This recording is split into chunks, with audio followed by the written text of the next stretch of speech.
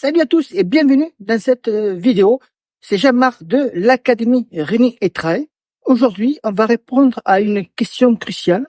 Que tu sois un coureur débutant ou un coureur chevronné qui cherche à battre ses records ou juste pour courir pour le plaisir lors d'une compétition et porter un dossard, faut-il courir la veille d'une course? C'est ce que nous allons voir ensemble avec des conseils adaptés pour le 5 km, le 10 km, le semi, le marathon et même les trails. Reste bien avec moi jusqu'au bout de cette vidéo, car je t'ai réservé quelque chose qui pourrait bien changer la donne pour toi. Alors, c'est parti, on répond à cette question. Faut-il courir la veille d'une course? Et d'abord, pourquoi courir la veille d'une course? Courir la veille d'une course peut te permettre de te rappeler que tu es prêt, que tu as un objectif le lendemain, c'est rentrer un petit peu mentalement dans sa course. Ça te permet aussi d'avoir une certaine forme de détente musculaire et articulaire aussi, de réveiller un petit peu les muscles. Ça te permet aussi de peaufiner les derniers détails. Ça peut être aussi bien ton matériel, regarder si tu vas bien, que vérifier ou plutôt faire un petit rappel sur ton allure de course. C'est tout simplement aussi entretenir la flamme sans brûler le combustible. Ça, c'est très important. Entretenir la flamme sans brûler le combustible. C'est surtout ce qu'il faut éviter, c'est de créer de la fatigue supplémentaire pour le lendemain. Et attention, ici, on parle bien d'une sortie légère. Tu vas le voir dans les cas de figure qu'on va aborder maintenant. Quelle que soit la distance que tu as pratiquée, c'est vraiment très léger. Ça n'a rien à voir avec l'entraînement. Tu vas pas rattraper lors de cette dernière séance, la veille d'une course, ce que tu as manqué ou fait pendant les semaines ou les mois d'avant. Ça, c'est très important à retenir aussi. Donc, courir la veille d'un 5 km ou 10 km. Ce que tu peux faire, c'est tout simplement faire une course légère de 25-30 minutes maximum. Ça suffira très largement pour ta course du lendemain. Tu peux aussi rajouter quelques lignes droites. Ça, tu peux le faire également, rajouter quelques lignes droites. Et ces lignes droites, attention, j'ai écrit plusieurs articles, j'ai même fait des vidéos autour de ça. Ce ne sont pas des sprints, ce sont des allures, ou plutôt des accélérations progressives pour se mettre, par exemple, au tempo de ta course sur le 5 ou 10 km, semi-marathon. Donc, attention à ces lignes droites. On ne se fatigue pas là-dessus, juste quelques lignes droites, juste pour, on va dire, défouler, ou plutôt pour la fouler, pour la rendre plus fluide et plus légère. Ensuite, que faire lorsque tu vas courir un marathon ou un semi? Que faire la veille?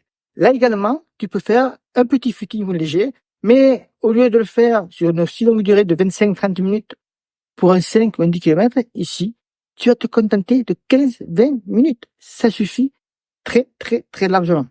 Là aussi, tu peux rajouter quelques lignes droites pour te rappeler l'allure, par exemple. Et si tu veux pas faire de course à pied, tu peux très bien faire une petite marche. Et ça va suffire largement. Attention à un point important là aussi. Attention à la marche lors des expos de salons comme le Marathon de Paris ou d'autres expos de grandes courses. Ne pas passer trop de temps dans ces salons parce que tu vas te fatiguer nerveusement, mentalement aussi, mais aussi parce que physiquement, marcher 2-3 heures ou passer 2-3 heures debout ou aller se promener dans la ville, ça je sais qu'il faut faire attention à ça aussi. Je me souviens par exemple au marathon de Florence en Italie, j'avais passé la journée à visiter la ville que je connaissais pas du tout, magnifique ville. Mais bon, le lendemain, je pense que je l'ai payé sur les derniers kilomètres du marathon. Donc attention à ça aussi, aux histoires de marche. Maintenant, que faire la veille d'un trail? Alors si c'est un trail court, qu'au niveau du temps, tu vas mettre à peu près le même temps que pour un 10, un semi, par exemple, tu peux reprendre l'échauffement qu'on a vu dans les plutôt pas les chapitres précédents, plutôt mais dans ce qu'on a vu précédemment, c'est-à-dire faire par exemple une petite course légère de 15-20 minutes et puis ça va suffire largement. Si tu fais de l'ultra trail, la question peut se poser également. Personnellement, moi, je te conseillerais juste de faire une marche en pleine nature ou sur une partie du parcours. Là aussi, attention, ne pas faire une grosse marche, une demi-heure, 30-40 minutes, ça va suffire très largement. C'est juste pour, comme on dit, entretenir, remobiliser les jambes, les articulations, mais ça va s'arrêter là. Vraiment très important de faire attention à ce point-là, de ne pas créer de la surfatigue que tu vas le payer le lendemain. Voilà les principaux points à retenir sur cette vidéo, si tu veux retenir quoi faire la veille d'une course. Si tu as des questions, il suffit de les poser en dessous, j'y répondrai avec très grand plaisir. Maintenant, on va aborder le dernier point qui pourrait changer la donne pour toi. C'est c'est l'un de mes livres qui est sorti, c'est le guide pratique pour surpasser ses objectifs, le manuel pour courir plus vite. Tu peux l'obtenir de deux manières.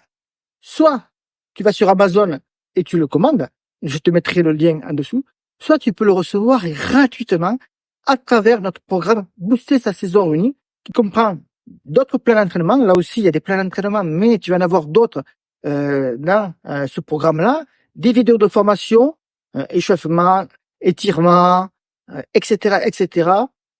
Et également accès à la communauté de l'académie, où c'est que dans un espace privé exclusif, je publie des vidéos, des fiches pratiques uniquement réservées aux membres de l'académie. Voilà, tu as le lien en dessous si tu es intéressé. Regarde, jette y un œil et tu verras si c'est pour toi ou pas. Je te souhaite une bonne journée, bon run et bye bye.